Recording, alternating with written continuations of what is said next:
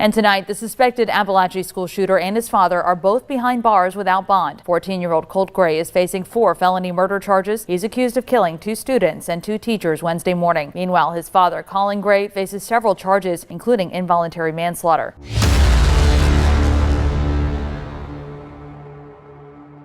So by now, you probably heard about the Georgia school shooting. That is a tragic moment that happened. 4 people were killed, 2 kids and 2 adults, and quite a few people injured in the process of that.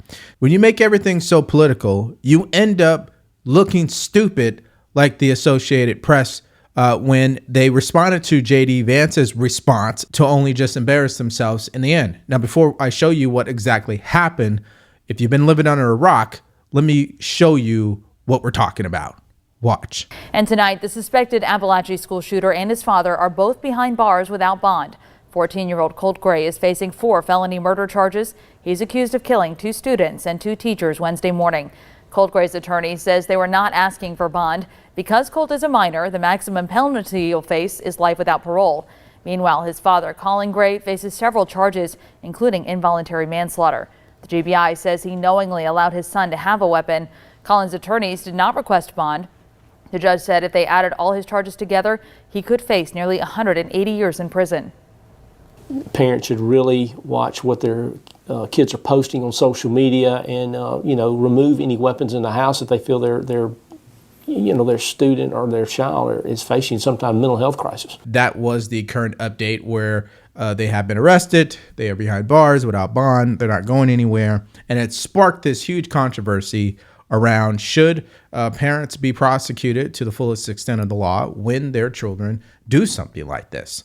And before we get into that and what I think about that, let's hear what JD Vance had to say when this story first broke. Watch. First question, look, first of all, what happened in Georgia is just an awful tragedy. And I know we've got a lot of parents and a lot of grandparents in this room. I mean, I cannot imagine, little kids so excited to go back to school. God love them. And they're at their first week back from the summer, and an absolute barbarian decides to open fire and take their lives and also a couple teachers. We got to think about these people. If you're the praying type, and I know I am, we got to hold them up in prayer. We got to be hoping for the best for this incredible community, because no parent should have to deal with this. No child should have to deal with this. And yes, after holding these folks up in prayer and giving them our sympathies, because that's what people deserve in a time of tragedy, then we have to think about how to make this less common. Now look, the Kamala Harris answer to this is to take law-abiding American citizens' guns away from them. That is what Kamala Harris wants to do. But we have to ask ourselves, we actually have been able to run an experiment on this, because you've got some states with very strict gun laws, and you've got some states that don't have strict gun laws at all. And the states with strict gun laws, they have a lot of school shootings. And the states without strict gun laws, some of them have school shootings too. So clearly strict gun laws is not the thing that is going to solve this problem. What is going to solve this problem, and I really do believe this, is, look, I don't like this. I don't like to admit this. I don't like that this is a fact of life. But if you are a psycho and you want to make headlines, you realize that our schools are soft targets. And we have got to bolster security at our schools so that a person who walks through the front door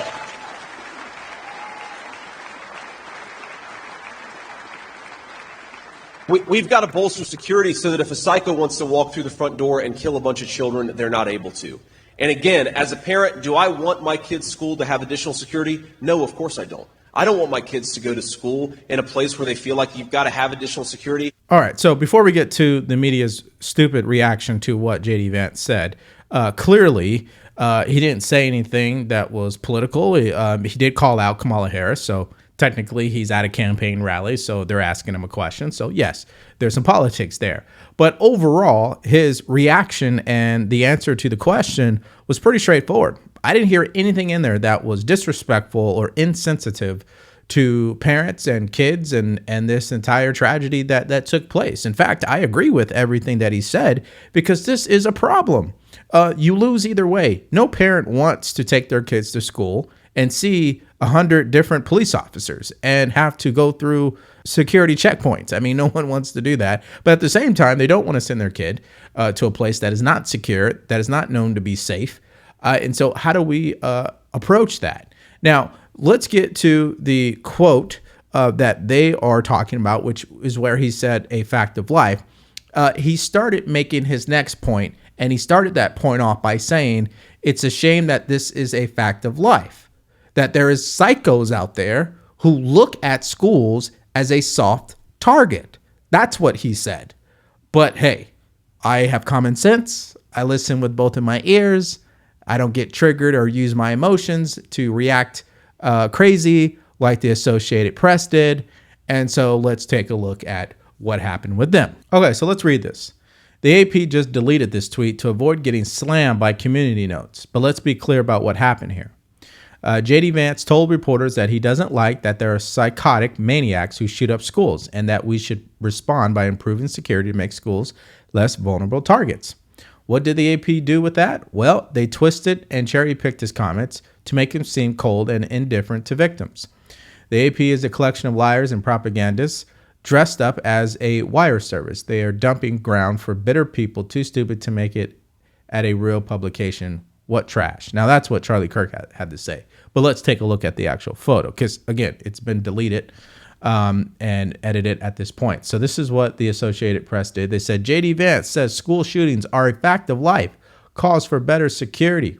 The community notes obviously fact-checked him and said this is a misleading headline. The full quote is, I don't like that this is a fact of life. And then he continues on and makes the point about that schools are soft targets. And here is the correction that they put up. JD Vance says he laments that school shootings are a fact of life and says the U.S. needs to harden security to prevent more carnage like the shooting this week that left 4 dead in Georgia. You know, listen, guys, it still is misleading because that's not what it was. What he was saying was it's a fact of life that there are psychos who look at schools as a soft target. That's what he said. So, again, these guys, they embarrass themselves. They really make the company look bad. And as a result, you have people that are continuing to push this story that, JD Vance isn't sensitive to this issue. And here's an example of that from the Trump deranged Morning Joe show. Watch. Truth of the matter is, he's right that at this moment, this is a fact of life. And in fairness, his full comment was, I don't like that this is a fact of life. He said, we don't have to like the reality we live in, but it is the reality we live in. So you would think that would prompt him then to say, let's sit down and change this reality. Let's sit down and do something about it, because clearly having the school resource officers there who acted heroically the other day and probably prevented more kids and teachers from dying, it wasn't enough to save the poor people who did die. So that comment that he made right there is another very, very stark example of the difference between these two campaigns, Harris-Walz versus Trump-Vance. They see it, Trump-Vance, as a fact of life, and Kamala Harris immediately said after the shooting, this is a choice we're making, and we have to make a different choice. People don't want this to be a fact of life. No, mothers don't want to fear. Nobody wants to choose this. Fathers don't want to fear sending their children to school, wondering whether they're going to see them when they come home. Children don't want to go to school, terrified by it. And Charlie Sykes, it doesn't have to be a fact of life. Or as Donald Trump said, I believe it was in Iowa, we have to just get over it. Yeah, it's really painful to listen to these people because we know they would give anything to see Donald Trump in prison. So whenever they comment on something, take it for what it is. There's zero substance in what they're saying. Just complete unhinged take in response to what JD Vance said. They can't even say, you know what? Yeah, he's got a point. They won't do that, of course. And then they try to make the comparison to Kamala Harris, which is laughable. But let's go to the point about that JD Vance made when it comes to these states and the states that have the toughest gun laws versus the states that don't. Which one has the most mass shootings? Well, let's look at the numbers. Okay, so let's just take the first 10 or the top 10. California comes in at number 126. Obviously, we have the most people in the state, of course. But California's gun laws are crazy. I mean, I have a couple of firearms, and I'm going to tell you, it's like pulling teeth just to get them. I will definitely admit that. It really makes you scratch your head because I'm not the one that's actually committing crimes. It's people who got the guns illegally that are committing the crimes. But hey, that's a whole nother thing. Now, Texas and Florida, which are Republican states come in at number 2 and 3. So if we combine them, they're at 26. So we're at 26 and 26. Okay. Top 3 right there. Colorado is a blue state. All right. What does that put us at? That puts us at 34 to 26. Washington is a blue state. Okay. That puts us at 41 to 26. Pennsylvania. Which way do we lean? Well, Pennsylvania, let's say it's red. Let's just compromise here, okay? So we've got 32 to 41 at this point. Wisconsin is a bluer state. So now we're up to 46. Illinois is a blue state, 51. New York is a blue state, 56. I could keep going, but I'm sure if we add it all up, if we keep going based on what we've seen, we will see that the bluer states have the most mass shootings. Now, at this point, what really matters? What really matters is that we use common sense when we talk about this subject of mass shootings, okay? Because when something like this happens, the news will do everything that they can to make sure people feel like this happens every single day. Secondly, politicians will come rushing out of nowhere looking to capitalize on this for political gain. And the common sense approach seems to be thrown in the trash when these things happen.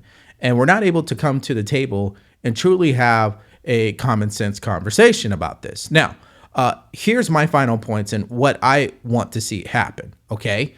Number one, when the FBI investigates you for threatening that you're going to shoot up a school, I don't think the end result should be there wasn't enough probable cause to do anything about it. I mean, at a minimum, he should probably be removed from the school at that point. I mean, that's just me. Or there should have been some type of probation or some follow-up, okay? Some type of tracking mechanism. I mean, the FBI has the ability to track people. Let's not be stupid here, okay? They can find out everything that happened with Trump's document case, but you're telling me they can't track this kid who's 14 years old and he's clearly online on a Discord? Come on now. Secondly, will we be able to remove all mass shootings from America? No. Because this is what comes with our democracy. What is the silver lining to this? Well, we should have common sense policies around school safety, right? I don't understand how people could just walk onto a campus and walk through the door, right? I believe there should be some security measures. You don't have to have 1,000 police standing there, but technology, you can have it to where video cameras are being used, AI is being used, doors are automatically locked. You just can't walk in a door. I mean, I don't see why that can't be a thing. Now, in California, you can walk onto the campus of a school. You just won't be able to go through the gate or the front door. So you can get into the parking lot, but that's as far as you can go where I live. So, you know, in California, they've seemed to have accomplished that, but I guess in Georgia, they have not. And so my final point is this. Our hearts go out to the people who lost their lives and their families and the people who were injured. We never want to see this. I do hope that the son and the father are definitely held liable. And they're charged to the full extent of the law, of course, and they're made an example of what can happen when you allow your child who's 14 years old to get access to your firearms, knowing that he was investigated by the FBI. That's obviously negligence, okay? So this wasn't a straight A student who never got in trouble, was never investigated, and then all of a sudden woke up and did this, right?